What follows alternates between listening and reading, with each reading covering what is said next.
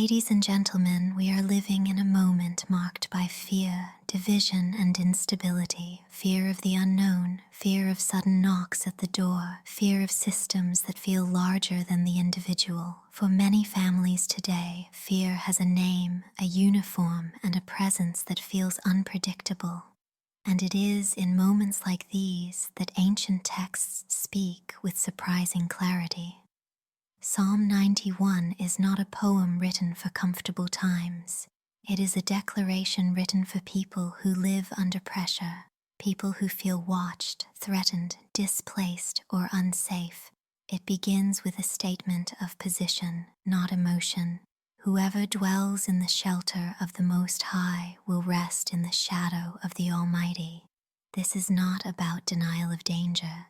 It is about where one chooses to stand mentally, spiritually, and morally when danger exists. To dwell does not mean to escape reality. It means to anchor oneself in something greater than fear.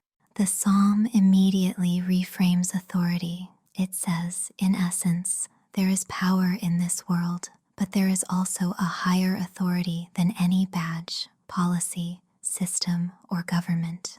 When the psalm speaks of refuge and fortress, it is not describing walls that stop all harm. It is describing inner protection, the kind that keeps fear from ruling decisions, keeps panic from destroying dignity, and keeps despair from erasing hope. Psalm 91 speaks of snares, hidden traps. In today's world, snares are not only physical, they are psychological. They are rumors, profiling, misinformation, sudden detentions, broken trust, and the constant anxiety of not knowing who will be next. The psalm acknowledges that danger is often unseen and unexpected, yet it insists that fear does not get the final word. When it says, "You will not fear the terror of night," it is speaking directly to people who lie awake, listening for sounds, worrying about tomorrow, replaying worst-case scenarios in their minds. When it says, "Nor the arrow that flies by day," it speaks to public fear, the fear that strikes in broad daylight, in workplaces, on streets, in schools, and in communities. Psalm 91 does not promise that trouble will never come. What it promises is presence. It says that collapse can happen around you without destroying you, that systems can shake without owning your soul, that fear can be present without becoming your master. Perhaps the most misunderstood part of Psalm 91 is when it speaks of protection and angels. This is not a promise of exemption from hardship.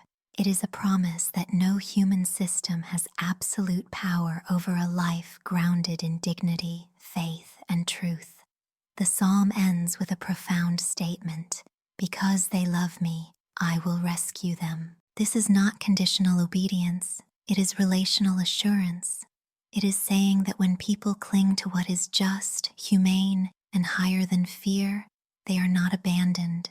In times like ours, when families are anxious, communities are divided, and trust feels fragile, Psalm 91 reminds us of this. Fear is real, power is real, but neither is ultimate. Human systems rise and fall, policies change, authorities shift, but the worth of a human life, the right to dignity, and the call to compassion stand above every era.